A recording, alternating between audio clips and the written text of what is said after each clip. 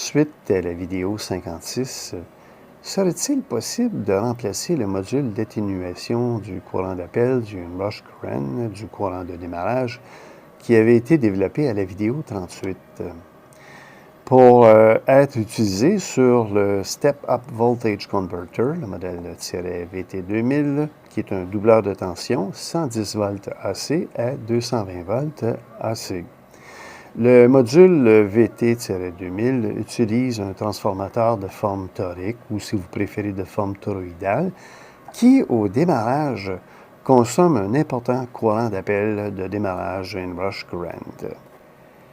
Est-ce que le module modifié à la vidéo 56 pourrait simplement le remplacer? Allons voir ça.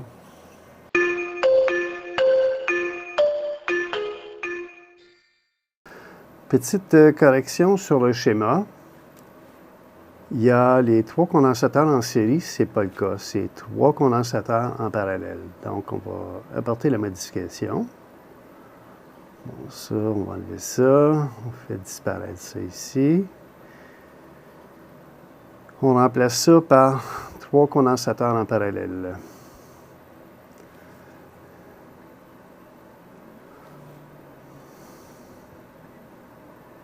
Comme ça. Celui-là s'en vient ici, comme ça. Alors, merci Peppy Blue. Alors, merci Peppy Blue de l'avoir signalé. Alors, ce sont 3 condensateurs en parallèle de 470 microfarads, 50 volts. Et tant qu'à faire aussi, le DEL est à l'envers. On va le mettre dans le bon sens. Comme ça. Allons voir maintenant les essais. L'objectif de la première partie est de mesurer le courant d'appel, le courant de démarrage, le courant in-rush, sans l'utilisation du dispositif d'amortissement du courant d'appel, du courant de démarrage, du courant in-rush. Donc, ce dispositif-là va être contourné. Mesurons le courant de démarrage directement sur le voltage, le doubleur de tension. Mesure du courant de démarrage, du in-rush current, en utilisant la sonde en courant, mixing, et la sonde différentielle aussi. Essai de mesure de courant de démarrage. Ici, l'objectif est d'aller chercher le courant maximal. OK, on a ici un beau courant maximal. Allons voir ça de plus près, de plus proche. Alors, ce qui est en bleu représente le courant. Ce qui est en jaune, c'est la valeur de voltage. Il y a ici un pic en courant de 138,4 ampères, ce qui est formidable. Voyons voir. Qu'est-ce que c'est dit? OK, c'est...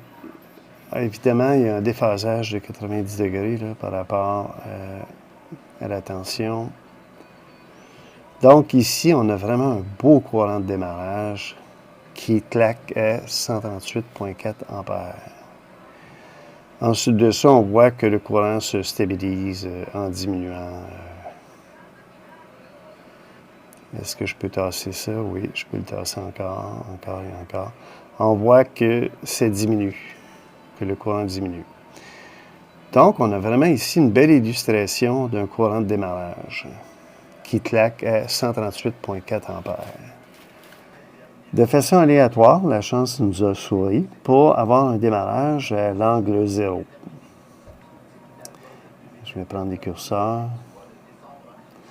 Allons sur en jaune. Donc, X1, qui est ici, est à l'angle de phase, l'angle de démarrage à 0 degré.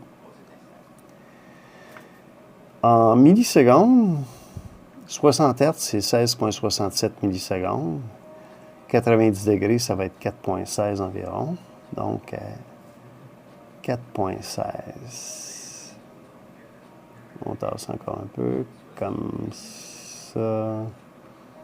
Pas évident avec la souris d'aller chercher 4,16 points. Ici. Donc, ce qu'on voit, c'est un delta X de 4,16 millisecondes.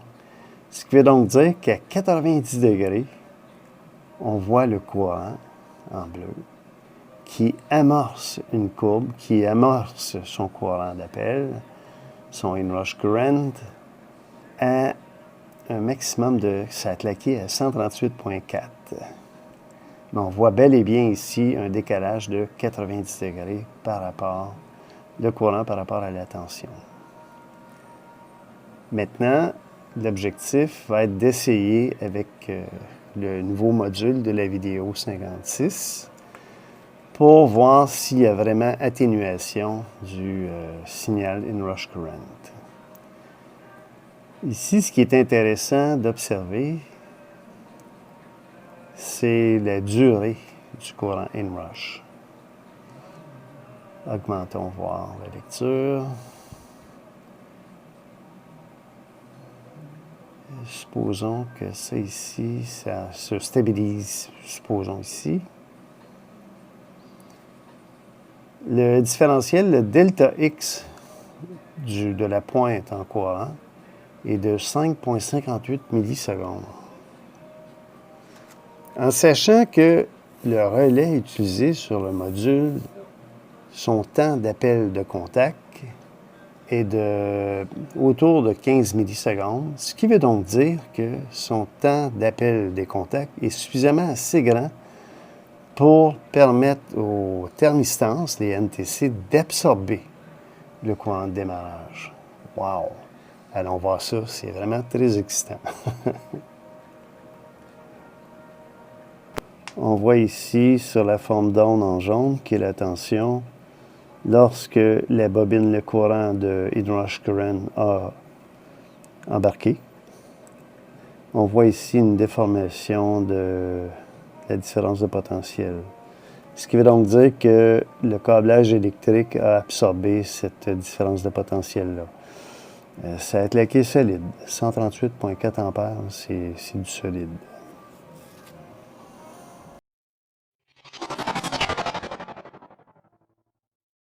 La configuration pour aller mesurer le temps d'activation du relais. Il va y avoir deux sondes différentielles, une à l'entrée sur l'alimentation et une directement sur l'alimentation DC. L'idée, c'est d'aller mesurer le temps d'activation du relais. Allons voir ça.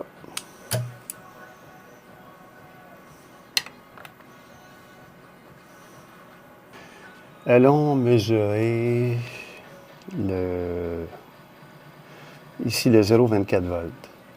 Donc, pour se rendre à 24 volts, on voit ici, il y a une courbe là, qui est exponentielle, le temps de chargement des condensateurs DC. Et le temps, on va juste se repositionner, on va faire réapparaître la courbe 24 volts. 0,24, c'est à peu près, disons ici. Puis le temps de départ est à peu près ici. Je vais retirer le 0,24. Donc, on parle ici d'une durée, approximativement 2 secondes. Donc, le relais, pour activer le relais, ça prend environ 2 secondes.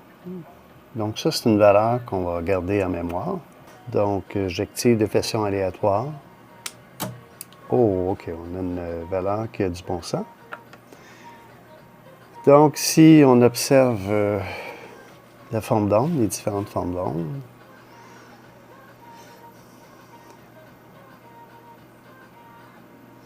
agrandissons. Donc, en jaune, c'est la tension d'entrée. En vert, c'est la tension de sortie. En bleu, c'est le courant. Donc, on voit ici, je vais agrandir encore une fois, on voit que les thermistances en vert, les thermistances ont absorbé le courant. Alors, c'est pour ça ici, il y a une atténuation en bleu sur le courant. Et la forme d'onde en jaune n'a subi aucune variation. Donc, jusqu'à là, ça fait sa job.